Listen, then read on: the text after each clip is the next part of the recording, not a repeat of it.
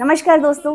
पुरण पोली महाराष्ट्र की और मध्य प्रदेश के निमाड़ और हरदा तरफ के क्षेत्र की एक विशेष व्यंजन है। ये कई त्योहारों में ये विशेषकर बनाया ही जाता है, पर हो सकता है इसको बनाना आपको थोड़ा सा कठिन हो। पर यकीन मानिए ये बनाना कठिन नहीं है, थोड़ा सा ट्रिकी जरूर है।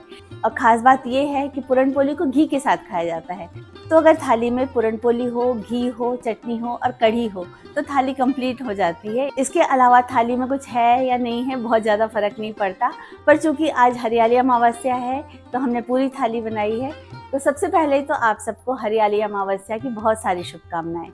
तो आज हम स्टेप बाय स्टेप पुरण पोली बनाना सीखेंगे, जिसकी कुछ टिप्स और ट्रिक्स मैं बताऊंगी, तो वीडियो अंत तक जरूर देखिएगा। नमस्कार दोस्तों, जय श्री कृष्णा। मैं संगीता सिटो के स्वागत करती हूँ आपके अपने चैनल संगीता's फूड कॉटेज में। यहाँ हम कुछ रेसिपी तो शेयर करते ही हैं, साथ में कुछ फूड साइंस, फूड नॉलेज भी शेयर करने की कोशिश करती हूँ। आशा करती हूँ आपको पसंद आएगा। अगर पहली बार चैनल विजिट कर रहे हैं तो सब्सक्राइब जरूर कीजिएगा। तो चलिए देखते हैं पुरण पोली की रेसिपी। सबसे पहले पुरण बनाने के लिए हमने चने की दाल ले ली है। कप से नाप के ली है, 2 कप ली है। आप कटोरी, ग्लास किसी का भी नाप रख सकते हैं। नाप के लेना ज़रूरी है क्योंकि उसी हिसाब से हम शक्कर लेंगे। इसके बाद हमने उसको धो के अच्छे से और फिर पानी डाल के आधे घंटे के लिए सोक कर दी। जब आधे घंटे बाद हमने उसको प्रेशर कुकर में पानी डाल के अच्छे से लिड लगा दी और फिर 7-8 विसिल ली है। 7-8 विसल के बाद थोड़ी देर सिम पे करने के बाद हमने उसको खोल के देखा तो अच्छे से चटनी की पक गई थी। अब हमने उसको ब्लेंडर से पीस लिया है। अगर आप मिक्सी से पीस रहे हैं तो उसको ठंडे होने के बाद मिक्सी के जार में डालिएगा। ऐसे एकदम महीन पीसना है इसको और इसके बाद इसको पकने रख देंगे। थोड़ी देर 2-3 मिनट ऐसे ही पकाएंगे और उसके बाद उसमें शक्कर डाल देंगे। शक्कर का नाप हमने बराबर का लिया है। जैसे 2 कप हमने चना दाल ली थी तो उसी के बराबर की हमने शक्कर ले ली है, तो 2 कप शक्कर है। इसके बाद इसको अच्छी तरह से पकाना है। काफ़ी देर लगती है इसको पकाने में। इसके बाद इसमें इलायची डाल देंगे। इसी बीच हमने आटा भी गूंथ कर तैयार कर लिया है। और जब पुरण इस कंसिस्टेंसी का हो जाएगा, थोड़ा सा कट्ठा सा हलवे जैसा, उस वक्त हम उसको बंद करेंगे। अब हम पुरण पोली बनाना शुरू करते हैं। तो हमने एक पेड़ा लिया है, लोई बोलते हैं हम इसको। इसके बाद इसको हमने अच्छे से सूखा आटा लगाकर बेल ली है। पूरी के बराबर बेल लेंगे इसको। तो इस तरह से पूरी से थोड़ी सी बड़ी कर ली है हमने। और अब पुरण का एक गोला बना लेंगे हम। पुरण जो हमने बना के रखा था उसका एक गोला जैसा बना लेंगे और ये स्टफिंग को हम थोड़े साइड में रखेंगे और इसके बाद फ्लिप कर देंगे हमने जो पूरी बनाई है उसको, और आसपास से थोड़ा सा दबा के और एक कटोरी से कट कर लेंगे। इससे जो एक्स्ट्रा आटा है वो हट गया। और अब हम इसको बेल लेंगे। थोड़ा सा सूखा आटा लगाया है हमने और फिर अब बेल लेंगे। एकदम हल्के हाथों से बेलना है इसको, बिल्कुल भी प्रेशर नहीं देना है क्योंकि आटा भी नरम है, पुरण भी नरम है।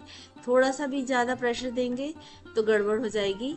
तो एकदम हल्के हाथों से बेल कर और हमने उसको तवे पर ले लिया है।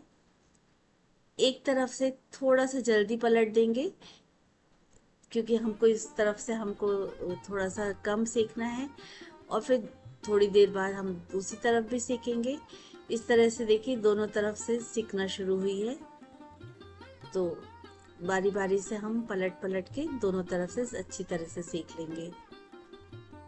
इसको पलटने के लिए हमने ये स्पैचुला लिया है, थोड़ा सा चौड़ा है ये वाला, तो इसमें आसानी होती है।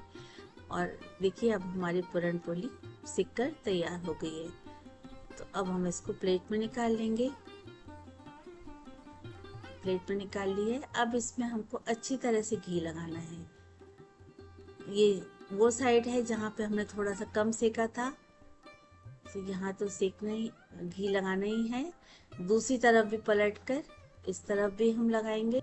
घी लगा कर रखने से बहुत नरम रहती है पुरण पोली लंबे समय तक। आप अगर बाद में भी खाएंगे तो भी नरम ही रहेगी ये। चलिए अब प्लेट लगा लेते हैं। कढ़ी, दाल, सब्जी, चटनी, घी, सलाद, नमक, और पूरण पोली। तो दोस्तों हमारी थाली बनकर तैयार है।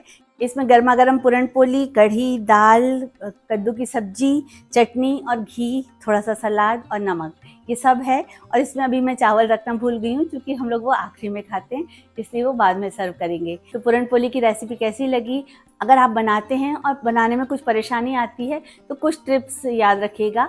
हमें ये बनाते समय कुछ सावधानियाँ रखना है, जैसे कि हमें कुकर में चढ़ाने से पहले चने की दाल को भिगा देना है। भिगा के ही फिर हम चढ़ाएंगे। आधा घंटा पर्याप्त है चने की दाल के लिए, इससे वो अच्छे से पक जाएगी। जब हमारी काफ़ी सीटी लेनी पड़ती है, इसके लिए 6-7 सीटी लेनी ही पड़ती है। थोड़ी देर सिम पे भी पकाते हैं, तब चने की दाल अच्छे से पकती है। जब वो पक जाए और अगर उसमें बहुत ज़्यादा पानी है तो उसको हटा दें, पर थोड़ा पानी रहना ज़रूरी है पीसने के लिए। मैंने हैंड ब्लेंडर से पीसा था। आप अगर मिक्सी में पीस रहे हैं या आपके पास प्लास्टिक का हैंड ब्लेंडर है तो उसको ठंडा हो जाने के बाद ही पीसिएगा, गरम गरम में नहीं पीसना। मेरा चूँकि स्टील का हैंड ब्लेंडर है, वो गरम में भी काम अच्छे से कर लेता है। तो हमने उसको पीस लिया।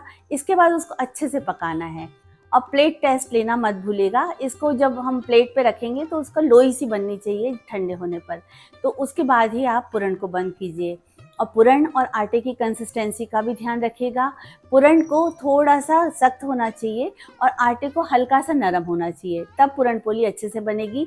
अगर पूरण ज़्यादा नरम होगा और आटा हमारा सख्त होगा तो बेलते वक्त पूरण उसके बाहर निकल जाएगा। तो हमें ये सावधानी रखनी है और इसके बाद हमको सेक लेना है।